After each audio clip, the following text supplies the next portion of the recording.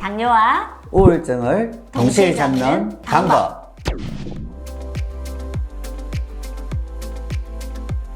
외래를 보면 당뇨병 환자분들이 우울증을 가지신 경우가 많고요. 우울증을 갖고 계신데 당뇨병 치료를 하시는 분들이 많더라고요. 당뇨와 우울증 간에는 상관관계가 클 것이다. 이걸 예상할 수가 있습니다. 그래서 저희가 거기에 관한 논문을 이제 몇 개를 한번 찾아봤습니다. 이 논문이 2021년 스탠포드 대학에서 발표한 논문인데요. 이 논문을 보면 우울증이 없는 사람조차도 인슐린 저항성이 높아진 사람이 인슐린 저항성이 높아지지 않은 건강한 사람보다 우울증이 발병할 확률이 2배나 높아진다는 보고입니다. 이 당뇨병이 발병하기 전에 우선 선행 요인으로 인슐린 저항성이 먼저 증가하잖아요. 그렇죠. 인슐린 저항성이 뭔지 좀 구체적으로 한번 설명해 주시죠. 네, 지금 이제 환자분들이 내가 당뇨다라고 알게 되는 시점은 공복 혈당이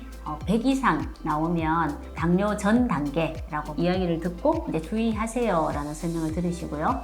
공복 혈당이 126 이상 됐을 때 이제 당뇨라고 이제 진단을 받게 되거든요. 네. 그런데 실제적으로 공복 혈당이 올라가기 전에 식후 혈당이 먼저 올라가게 됩니다. 네. 근데 그런 것을 우리가 검진으로 이제 미리 식후 혈당을 체크하지 않기 때문에 본인이 당뇨로 진행된다는 것을 잘 모르고 있는 경우가 대부분이고요. 인슐린 저항성은 식후 혈당이 올라가서 인슐린의 분비량이 점점 더 증가하게 되는 것. 그것을 인슐린 저항성의 단계다라고 이야기하죠. 당뇨 전 단계다라고 이해하셔도 될 것 같습니다. 당의 섭취가 점점 많아지게 되면 인슐린 저항성이 높아지게 되고 그럼으로써 우울증의 발병 요인자가 된다는 사실이 참 중요한 것 같아요. 그렇죠. 네. 주의하셔야죠. 그죠? 이 두 번째 논문은 2019년에 발표된 논문인데요. 여기서는 인슐린 저항성뿐만 아니라 몸의 염증 반응 그리고 코티졸이 많이 분비되는 이러한 사항들이 뇌의 대사 기능에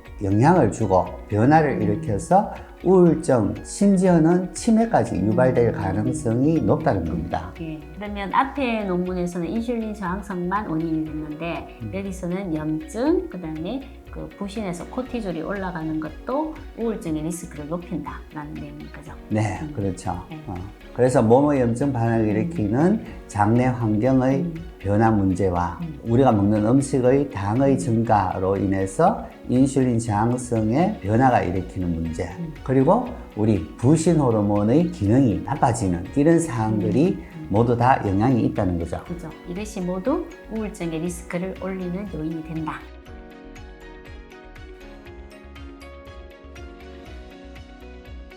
그러면 우리가 반대로 당뇨나 인슐린 저항성이 높아졌을 때 우울증의 발병 요인이 높아지는데 네. 우울증이 있으면 당뇨가 발병할 요인이 높아지는가 여기에 대한 걸 알아보려고 합니다. 이 그림을 보시면 우울장애는 스트레스와 어릴 때의 트라우마의 원인으로 대부분 발병이 되는데요. 거기에 영향을 미치는 인자로서 첫 번째, 호르몬 관련 축인 시상하부, 뇌하수체, 부신축의 기능 이상 및 갑상선 호르몬의 이상. 두 번째, 신경의 염증 반응. 세 번째, 유전자의 기능 장애. 네 번째, 세로토닌 대사 과정에서 트립토판 대사의 불균형. 다섯 번째, 장내 미생물, 마이크로바이옴의 불균형 발생 등과 같은 것들이 상호 영향을 주고 있다는 것을 그림을 보시면 잘 아실 수가 있습니다. 네, 이렇게 단순한 우울증이라고 하는 이 증상에 대해서는 여러 가지 다양한 신체적인 조건들이 많이 영향을 갖고 있는 거예요.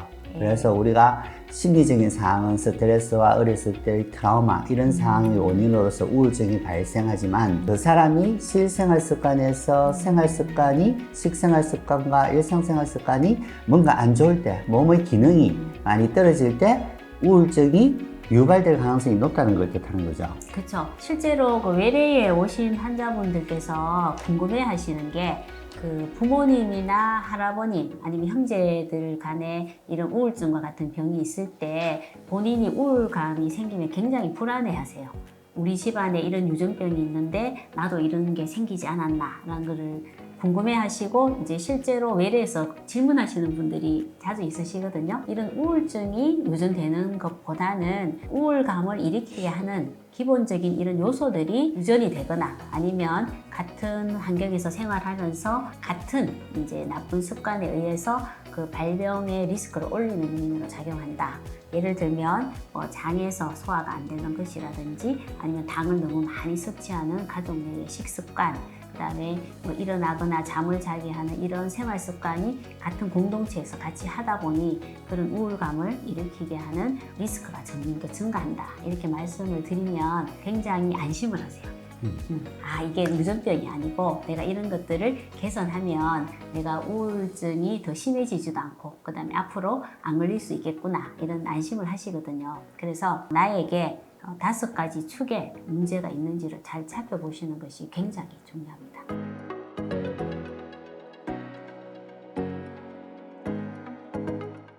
이분은 40대 여자분이셨는데요. 내원하신 이유는 본인이 당뇨인데 아무래도 초등학생인 그 딸의 생활 습관이나 체형을 보니 얘가 점점 당뇨로 진행할 것 같다라는 그런 불안이 너무 심하셔서 딸의 치료를 위해서 오셨다가 제가 이제 이렇게 문진이나 이제 어머님의 상태를 보고 어머님이 검사를 해보시는 게 좋겠다라고 적극 권유해서 이제 어머님이 이제 검사를 받으셨는데요. 이분은 이제 저희 병원에서 혈액 검사와 소변 유기산 검사, 정량내파 검사를 시행하셨습니다. 소변 유기산 검사의 결과를 보니 이분은 몸에서 에너지가 거의 소진된 상태였고요.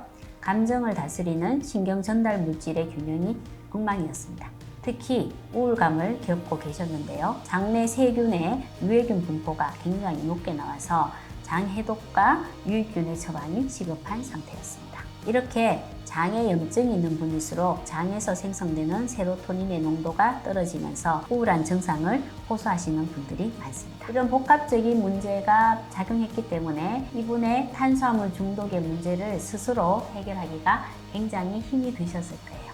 그래서 검사 후에 장의 제균 치료와 장점막 재생 치료, 간의 해독 기능을 높이고 에너지 생성을 높일 수 있는 개인 맞춤 영양 치료를 시행하였고 당독소 해독 시기를 꾸준히 반복하시도록 처방했습니다. 이분의 그 정량내파의 사항을 보겠습니다. 첫 번째 정량내파를 보면 모든 부분들이 위에 5개가 전부 다 붉은 부위로 굉장히 과활성화되어 있는 양상이죠. 이만큼 스트레스도 많고 거기에 따라서 굉장히 감정이 굉장히 굴곡이 심하다는 걸 뜻합니다. 이분을 치료를 하고 2번째 단계의 정량내파와 3번째 단계의 정량내파를 보면 이 붉은 부위들이 다 좋아지고 이제 안정적인 양상을 보여주는 정량내파입니다. 이렇게 내가 안정적인 상황이 되어야 되는데 이 여러 가지 당뇨나 우울증이나 이런 상황으로서 내가 굉장히 불균형을 많이 야기시켰다는 거죠. 또한 거기에 따라서 증상의 우울이라든지 불안, 스트레스에 대한 과도한 반응 이런 상황들이 대부분 안정적인 상황으로 좋아졌다는 것을 보여줍니다. 당뇨와 우울증을 동시에 잡는 방법.